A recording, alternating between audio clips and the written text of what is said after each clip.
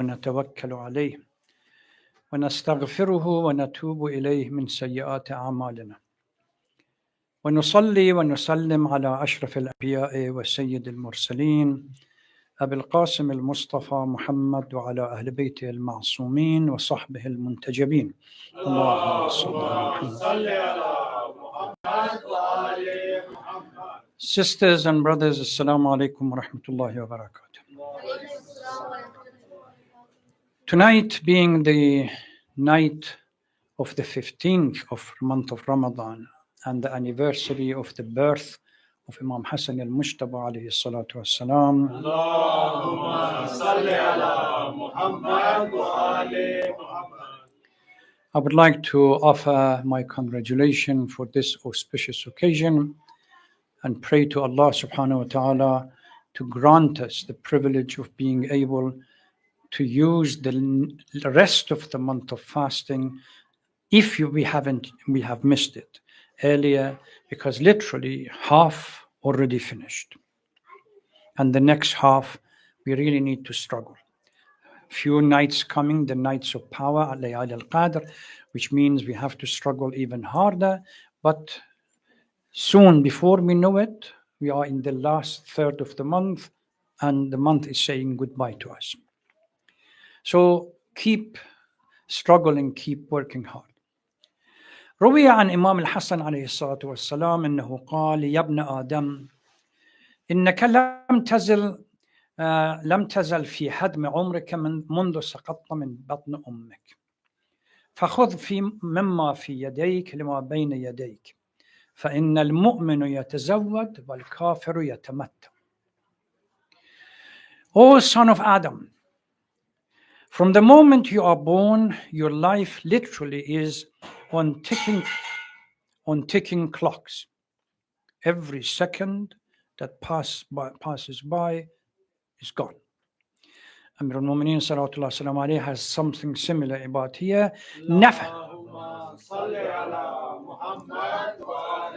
Nafasul mar khutahu ila mawtih. Every breath that you take, it takes you closer to your death.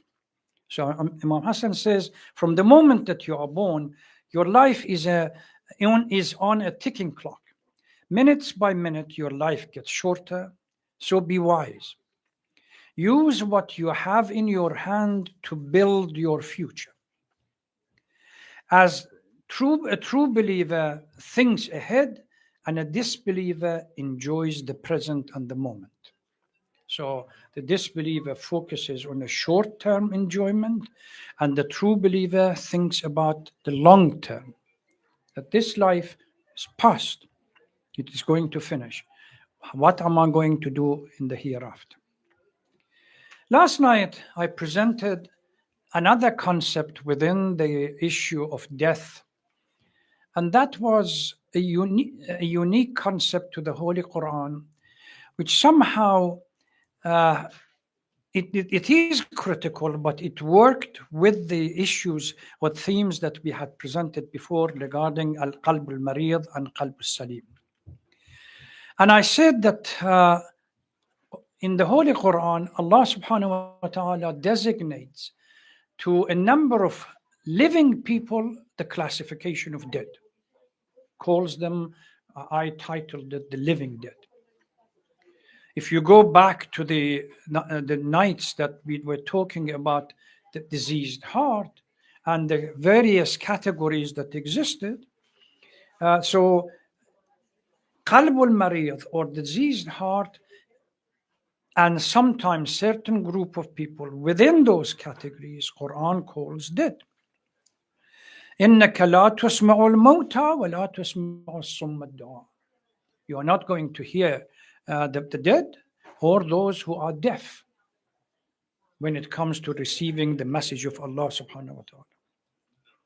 Hearts that are hardened, insensitive, and intellectually empty.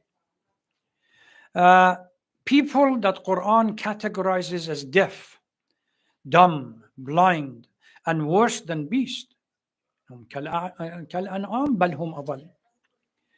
They fall within the category of what we call the living dead. They have the biological appearance of a human being, but the true reality is the soul, the spirit, is dead or deformed, naskh, has gone to something else. Now, in these, one thing which we have as an advantage, that before we get to the final death, all of these deaths that are spiritual in our life, we can remedy and change through tazkiyah and purification. قَدْ أَفْلَحَ مَنْ زَكَّاهَا means there are those who actually use the occasion to purify their soul and purify their heart. That possibility exists during this month. And so much literature about how we can use the month for the benefit of the purification and enlightenment of our soul.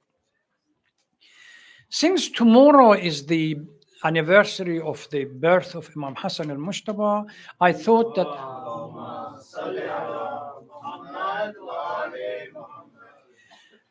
that tonight I'm going to spend a little bit of time on the life of Imam Hassan and some ahadith that are narrated from him.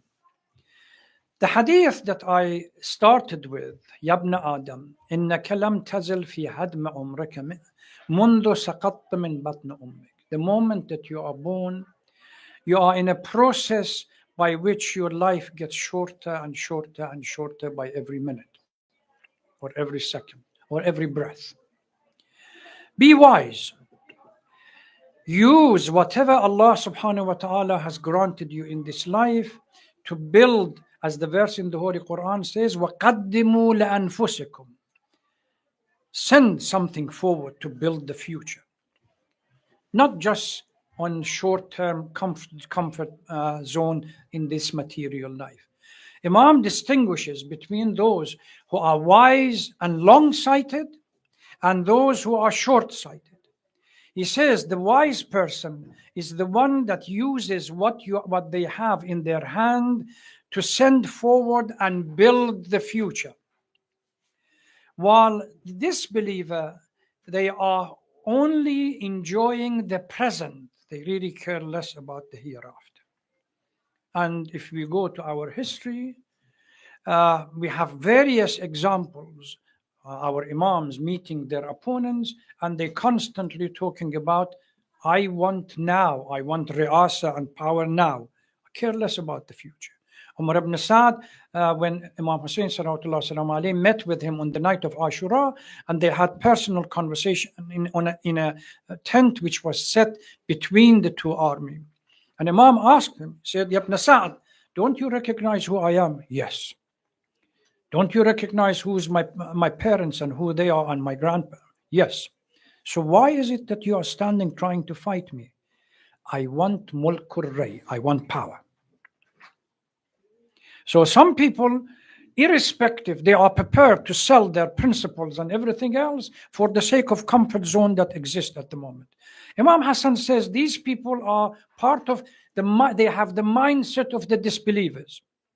If you have no belief in the hereafter, that Allah subhanahu wa ta'ala, remember we were discussing this before. If you have no belief, like the Jahili mindset, that the end of life is what we have here, once we get to the end, there is nothing. If that is the mindset, then naturally Allah subhanahu wa ta'ala would classify you into the dead category. Imam says that those who have real understanding that this world is not permanent and is fleeting, it goes by, temporary, then they think ahead and they start to prepare ahead in any shape or capacity that they are. If you are not convinced that there is a hereafter, this is why the concept of ma'ad is so critical in our theology. It's the third principle that constantly verses in the Holy Quran talks about it.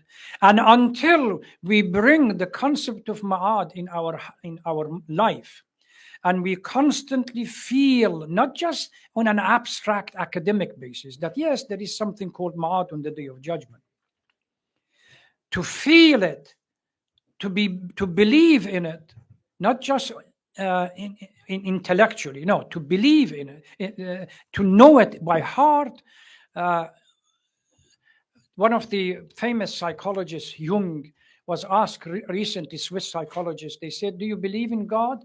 He said, I used to believe in God. They said, what about now? He said, I know it now. You see the distinction that he has? You have belief. Yes, I have belief in a lot of things, but I violate all the principles.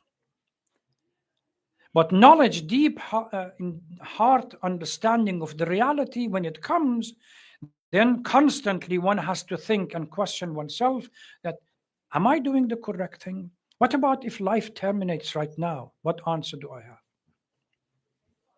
So the hadith reinforces what we were talking about in the few nights before. Now let's go a little bit about the life of Imam Hassan al-Askari. Here, Imam Hassan al-Mujtaba. Our history, unfortunately, has not been fair to the life of our Imams. We only have anecdotal reports from their life. We don't have full report of their life from the moment that they were born until the moment that they died or they were martyred. Synopsis of pieces, stages of their life been addressed, but the rest is undercover and we don't know anything about it. If that was not enough, as Shias, our understanding and learning about the life of our Imam is not balanced either. We tend to focus on one Imam or few Imams within the 14 infallibles at the expense of the rest, without realizing that all our Imams Allah subhanahu wa ta'ala have appointed, designated by Allah. All of them are infallible. All of them have not only chosen by Allah, all of them have the same objective to protect Islam from corruption and deviation. But yet, even when it comes to our du'as, we don't start from the Holy Prophet and go one by one until we get to Imam Zaman. We tend to be selective. I know we may have some heart connection to certain Imams, Imam Hussein, Amir al-Mu'mineen, Imam Rida, salawatullah salam alayhi, and Imam al-Asr. But what about the other Imams? What role did they play in our life? While we know that all of them, according to the Holy Prophet's appointment, all of them have exactly one goal: to protect Islam from deviation, corruption. They may use different strategies, which we see at the distinction between the life of Imam Hassan al-Mujtaba and Imam Hussein, between these two. One goes for Shahada, the other one goes for some kind of a truce with Muawiyah and peace treaty. Both of them, and then we have another hadith that says if Imam Hassan was alive during the life of Imam Hussein, he would have done exactly the same as Imam Hussein did. And if Imam Hussein was in power during the life of Imam Hassan, he was in charge, he would have done exactly the same thing that Imam Hassan did. Because each one of them has a clear goal to protect Islam, but the strategy that they choose differs because of the circumstances that we have, that they have to face and deal with. Imam Hassan clearly says in some of these ahadith that had I gone forward and fought Muawiyah, even the 5 or 6 individuals that they were truly supporting me and understood the concept of imamah in their heart, they would have been slaughtered. Why? This is a fundamental principle that unfortunately we seem to forget. From the life of Amir al-Mu'mineen until the Ghaiba, every Imam failed to deliver their objective because those who were supposed to stand by him got corrupted and let go. When you have Amir al-Mu'mineen in all the battles, Imam Hassan salawatullah salam alayhi, after the demise, his Imam lasted 6 months. The moment that Shahada of Amir al-Mu'mineen on the night of the 21st, or early morning, he became the Imam, and people in Kufa swore allegiance and bay'ah to him. Immediately he realized that the cure for stability of the Ummah was to get rid of Muawiyah, something that the whole Amir al-Mu'mineen failed to do in Safin, because of the problem within those who are following him. He constantly reminded them that we really need to go and finish Muawiyah off. According to a hadith, Malik al-Ashtar was within 2 tents to reach Muawiyah. He was running from one tent to another so that he will not be captured. Shamr was behind him, chasing Muawiyah. But then Muawiyah came up with the trick of putting Quran on the spears, but the simple-minded individuals, they fell for the trick. Amir al-Mu'mineen says, these are pieces of paper. I am the living Quran. I am the living and the speaking Quran. But no. When the elite becomes simple-minded, they don't see what the reality. Their vision is limited to what happens around them. They fail. And the consequence was, after Safin came Battle of Nahrawan and with Khawarij, and the story goes on and on up to today. Now they're organizing in life a film about Muawiyah, as if the Ummah of Muslim Ummah needed to be reminded of the bloodthirsty individual that existed at the early part of Islam, and the most corrupt. That even Ahl Sunnah wal Jama'ah, they talk about him.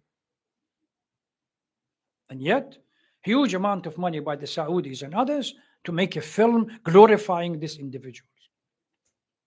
They want to build a mausoleum on his graveyard, something that 1,400 years people tried and never succeeded. Now these people are trying to build a mausoleum.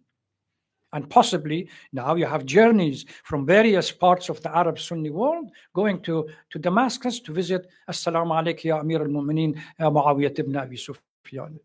It's just how much, you can drop intellectually. This is the reality that we have to deal with. Imam Hassan was born on the 15th of Ramadan year, around the beginning of the year 3rd after Hijrah. The first grandson of the Holy Prophet from the marriage of Sayyidah Fatima al-Zahra and Amir al-Mu'mineen salawatullah salam alayhi. Allahumma salli ala Muhammad wa ali Muhammad.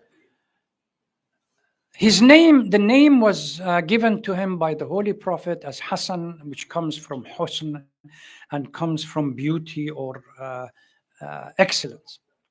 After a week of his birth, the Holy Prophet slaughtered an animal, a sheep, and then distributed the meat between the poor and the needy. And that's the concept of aqiqah that we have in our life, that whenever you have a newly born individual, parents are responsible just as a kind of sadaqah to slaughter a sheep for the well-being and the protection of their newly born and give it to the poor and the needy. The first 7 years of the life of Imam Hassan is the most difficult period in Islam. Most of the battles and the war and the conflict between Islam and Kufr happened to be during those 7 years, from literally the 3rd after Hijrah until finally 8th after Hijrah or 9, Fath al-Makkah, and few battles after. This period is extremely critical. So if we want to divide the life of Imam Hassan into phases, we have to divide it into 5 phases approximately. Number 1, birth to the departure of the Holy Prophet. This period, Imam Hassan and his brother Imam Hussein and Sayyidah Zainab Salamun alayha, they were under the auspices of the Holy Prophet, protecting them, informing them, teaching them, and even putting these 2 brothers on his shoulder, walking around the Medina to show how much respect and love he had for these the 2 grandsons. Then comes the period of isolation of Ahlul Bayt, from the moment the Saqifa took place until the Bay'ah of Amir al-Mu'mineen on the year 30 after Hijrah, or around, yes, 35 after Hijrah, which is 25 years. A period of isolation that lasted 25 years. Then comes the third phase, which is the period of Khilafah of Amir al-Mu'mineen. Not Imam. Imam was there from the beginning. The Khilafah, the political period of being in charge, from 35 to around 40. Then Shahadat Amir al-Mu'mineen, the martyrdom of Amir al-Mu'mineen sallallahu until his abdication and going to Medina and leaving the political, at least overt political activity, and going to Medina and signing the peace treaty with Imam Hassan. And finally returned to Medina and remaining away from the political activity, but being active on the ground to build the society that Ahlul Bayt needed. Immediately, two incidents, the life of Amir al-Mu'mineen, life of Imam Hassan, and the life of Imam Hussein, these two, and their failure to do anything, clearly established that the society, the Muslim society, was inept and intellectually deranged, and they cannot be relied on for building any of Ahlul Bayt's structure. They needed to go and start from scratch. So Imam Hassan started it, Imam Hussein added to it, and most of the work on the ground was Imam Zain al-Abidin. So these are, then finally comes Imam Muhammad al-Baqir, Imam Ja'far al-Sadiq, that comes into public. But these are all continuous. There is a book by Marhum Shaykh Sadr, Muhammad Baqir al-Sadr, that talks about Ahlul Bayt, and he says, وحدة الهدف وتعدد, the singularity of objective and multiplicity of strategy. This is something that you really need to, and it's been translated. You can read it. I think alislam.org might have it. Read it. So return to Medina to become politically active. Now, the problem that we have when it comes to the life of Amir al-Mu'mineen or Imam Hassan or Imam Hussein or any of others, we seem to know very little about other parts of their life. We discover them through one incident. If we go back to Imam Hassan, if you ask anyone who has any even little bit of information about the life of Imam Hassan, immediately they remember the peace treaty with Muawiyah. But what about the rest of the period? What about 10 years after he signed the peace treaty and went back to Medina? What happened? We really know nothing about it. Even when it comes to Imam Hussein, that we beat our chest and we do all of these, when it comes to Imam Hussein, we discover him from 10th of Rajab 60 after Hijrah until 10th of Muharram 61 after Hijrah. That's the period. Imam Hussein is confined to 6 months. But what about the role of Imam Hussein? He was 55 years old when he reached Karbala. What happened to the rest of the 55 years? We don't teach our children. Our children have no clue. Now, if these are the famous ones and they fall or they fail to understand it, naturally they don't have any idea about Imam Zain al-Abidin, Muhammad al-Baqir, Imam Ja'far al-Sadiq, and the rest of them. Go home tonight without letting them check any books or any Googles or anything. Give them a piece of paper with a few questions about the Imams, that even those that we recognize and within the society. Where they are born, what year they died, where they are buried, what is the significance of their life, and what are major issues that they were involved. How did they protect Islam? Since there are singularity of objective, how did they protect Islam? And why did they have to do what they did? And bring these papers back and see what your children have answered and written about these questions. Then you know how far we are from the reality. The Imams, we really have no clue about their life. Imam Zain al-Abidin leaves Ashura and goes back to Medina. We keep calling him the sick, the Marid, and so on, but we don't know what he did from the moment that he went back to Medina, and how did he establish a new intellectually mobile society that Imam Muhammad al-Baqir and Imam Ja'far al-Sadiq were able to build on it. Nothing. That's the fund. So if history has been unfair to our Imams, we have been unfair too to them. Not only for being cherry-picking selective individuals. Ask yourself. Go back home, the same question that you're giving to your children, take that paper and go sit aside and you write down your answer. See how many you can get them right. Our Imams want something that would, they need people that would follow them, and they truly understand the meaning of imama and wilaya and leadership within Islam. All of them, all our Imams failed because we, the Muslims, the Shias, that we were supposed to follow Imam and support them, we failed to deliver. Amir al-Mu'mineen salawatullah salam alayhi has a hadith in Nahj al-Balagha. He says, لنا حق فإن أعطيناه وإلا ركبنا أعجاز الإبل وإن طال السرى. We have a right to leadership. If the political base is there and they stand by us, then we will succeed. Otherwise, we will be marginalized and neglected like everything else. And that's exactly what happened. We're still waiting. Let's face it, we're still waiting for 313 dedicated individuals to bring back the Imam. All of us, at the end of the day, we recite dua, Assalamu alayki ya Sayyidi ya Mulay, all that stuff. Ajjalallah ta'ala farajak, ja'alana min ansaraka wa awanak. But we don't qualify. We don't have much detail about the life of our Imams.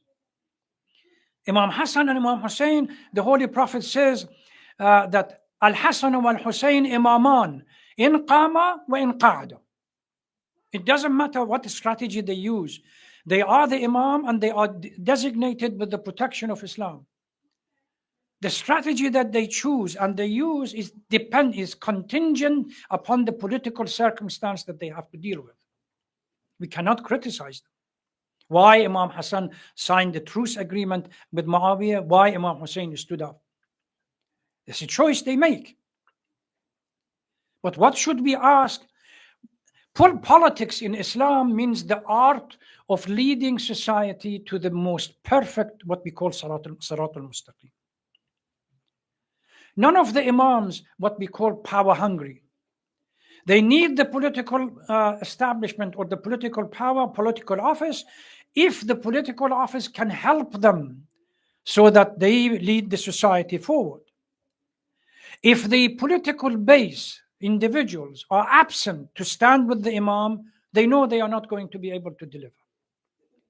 So the failure is on us, not on them. Once Allah says that these are designated and they stand with truth, and the Holy Prophet said, إِنِّي تَارَكٌ فِيكُمُ الثَّقَلَيْنِ كِتَابُ اللَّهِ وَعِتْرَتِي لَنْ يَفْتَرِقَا حَتَّى يَرِدَا عَلَيَّ الْحَوْضِ. They are not going to be separated. Quran and Ahlul Bayt, they go hand in hand until the day of judgment. If we really believe in this, then we have to stand with them, no matter what. But in every occasion, is that going back to the early hadith, the short-term profiteering and short-term comfort has been given precedence over the long-term. Immediately after the demise of the Holy Prophet, what happened? Again, short-term profit. Well, we are tired, we want to live, we want to rest. Imam Amir al-Mu'mineen, during his life, is the same thing. Says, you made my heart full of pain. I tell you to let's fight during summer and get rid of Muawiyah. That you say, Ya Amir al-Mu'mineen, it's too hot. Well, naturally, Kufa is hot during summer. wait until winter. I say, okay, winter is too cold. That's the kind of people that were around Amir al-Mu'mineen. You want to see even worse? Stands in Masjid al-Kufa and says, Saluni qabla an tafqaduni. Fawallah, I know everything about the heaven and earth. A Christian monk, I read one of his comments regarding this hadith. He said, I wish I was there. I would have asked him about the secrets, the complexity of life, and everything else that it took human many decades, if not a millennia, to be able to resolve it. What does it happen when he says that? Somebody stands up and says, Ya Amir al-Mu'mineen, how many hair is there in my beard? That's the mindset. The most painful, agonizing moment in a leadership's position when the most perfect example is associated with the dumb and the deaf people around him. They don't appreciate it. So the hadith that I started with clearly establishes, reinforces the concept that we really need to go back to ourselves for whatever is left of this month and purify our souls and our heart, because it is possible to be done, so long as we are not dead. But all other negativity, sinfulness, and everything else can be remedied with a tawbah and repentance, and then gradually moving on. If we haven't done anything, then we ask Allah subhanahu wa ta'ala to grant us the privilege of succeeding during whatever is left of this month, inshallah. رَبَّنَا لَا تُؤَاخِذْنَا إِن نَسِينَا أَوْ أَخْطَأْنَا. Oh Lord, don't punish us if we forget or we went astray.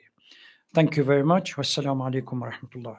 اللهم صل على محمد وعلى